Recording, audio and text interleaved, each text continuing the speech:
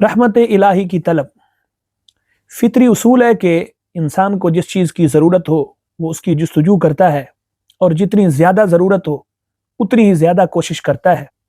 जब इंसान को सबसे ज़्यादा हाजत रहमत इलाही की है तो उसकी चाहत रगबत भी सबसे बढ़कर होनी चाहिए।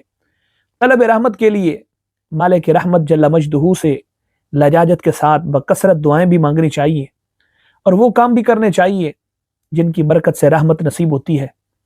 कुरान और सुन्नत में तलब रहमत के लिए मुख्तलिफ दुआएं सिखाई गई हैं।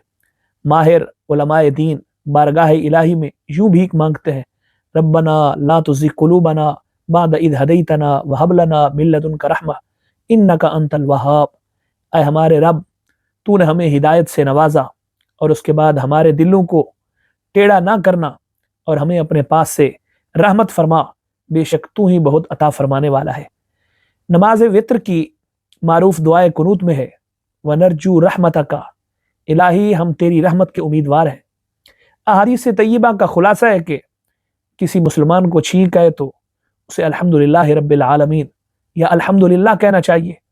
जब छींकने वाला ये कहे तो सुनने वाले पर वाजिब है कि फौरी तौर पर जवाबन इतनी आवाज से यरहमुकल्लाह कहे कि छींकने वाला सुन ले। इस कलिमा का माना है कि अल्लाह ताला तुझे रहमत से नवाजे। फिर छींकने वाला कहे यगफिरुल्लाहु लना वलकुम, अल्लाह जल्ला जलालुहु हमारी और तुम्हारी बख्शिश फरमाए। या ये कहे यहदीकुमुल्लाहु व युस्लिहु बालकुम, अल्लाह जल्ला जलालुहु तुम्हें हिदायत दे और तुम्हारी हालत दुरुस्त फरमाए। सैयदना अब्दुल्ला बिन मसूद रदी अल्लाह तआला अन्हु से मरवी है कि एक मेहमान नबी अकरम सल्लल्लाहु अलैहि वसल्लम की खिदमत में हाजिर हुआ। आपने खाने के लिए अज़वाज मुतहरात की तरफ पैगाम भेजा, लेकिन किसी भी उम्मुल मुमिनीन के पास खाना मौजूद नहीं था। आप सल्लल्लाहु तआला अलैहि वसल्लम ने बारगाह इलाही में यूं अर्ज की, अल्लाहुम्मा इन्नी अस्अलुका मिन फदलिका व रहमतिका फ़इन्नहु ला यमलिकुहा इल्ला अंता। ऐ अल्लाह, मैं तुझसे तेरे फजल और रहमत का सवाल करता हूँ, इसलिए कि तू ही फजल और रहमत का मालिक है। दुआ करते ही आप सल्लल्लाहु तआला अलैहि वसल्लम की खिदमत अक़दस में एक भुनी हुई बकरी बतौर तोहफा पेश की गई।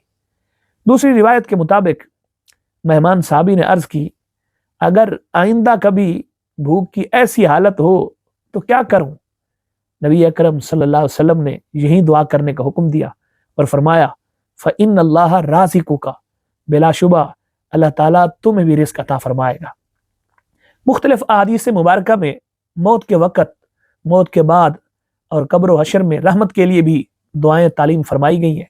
चुनाचे हमें कसरत के साथ रब्बे करीम से रहमत का सवाल करना चाहिए।